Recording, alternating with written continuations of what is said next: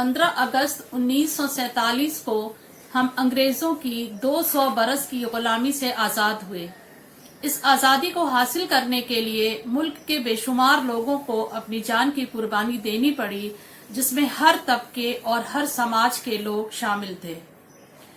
सोने की चिड़िया के नाम से पूरी दुनिया में मशहूर हिंदुस्तान में अंग्रेज आए तो तिजारत करने, मगर अपनी चालबाजी से वह ताजिर से हाकिम बन गए।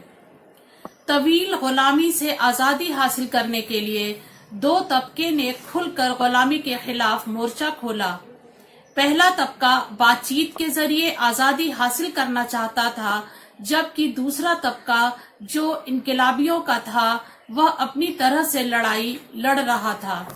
आखिरकार मजबूर होकर ब्रिटेन को हिंदुस्तान की आजादी पर गौर करना पड़ा और दूसरी आलमी जंग के बाद हिंदुस्तान को आजाद करने पर ब्रिटेन राजी हुआ। आलमी जंग के खत्म होने के बाद मुल्क को आजाद करने के लिए ब्रिटेन के शाही घराने से ताल्लुक रखने वाले लॉर्ड माउंटबेटन को तमाम शराइत के साथ वायसराय के तौर पर हिंदुस्तान भेजा गया।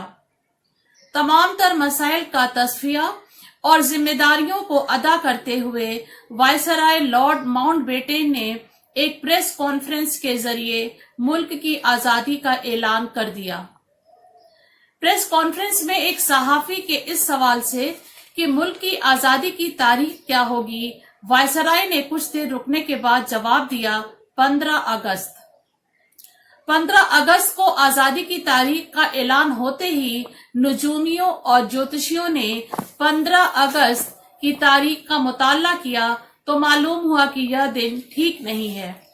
लिहाजा उन्होंने इसकी पुरजोर मुखालिफत कर दी और यहाँ तक कह दिया कि 15 अगस्त को आजाद होने से अच्छा है कुछ दिन और गुलाम रहना। वायसराय अजीब पशोपेश में पड़ गए। उन्होंने नजूमियों और ज्योतिषियों के साथ बातचीत कर आखिरकार रास्ता निकाल ही लिया। वायसराय ने बड़ी होशियारी के साथ यह तय किया कि 14 और 15 के दरमियानी रात यानी 12 बजे हिंदुस्तान की आजादी का ऐलान कर दिया जाए। ज्योतिष और नजूमों भी इस बात पर राजी हो गए और यही वजह है कि रात के 12 बजे हिंदुस्तान की आजादी का ऐलान हुआ। अब सवाल यह पैदा होता है कि वायसराय 15 अगस्त की तारीख को इतनी अहमियत क्यों दे रहे थे, जबकि ज्योतिषियों और नजूमियों का तबका किसी तरह तैयार नहीं था। इसकी असल वजह यह थी कि 15 अगस्त को ही दूसरी आलमी जंग में जापान ने बिना शर्त ब्रिटेन के आगे असलहा डाल दिया था, यानी खुद सुपुर्दगी कर दी थी। वायसराय के सामने इससे अच्छी कोई तारीख नहीं थी, लिहाजा 15 अगस्त 1947 को हमारा देश आजाद हुआ।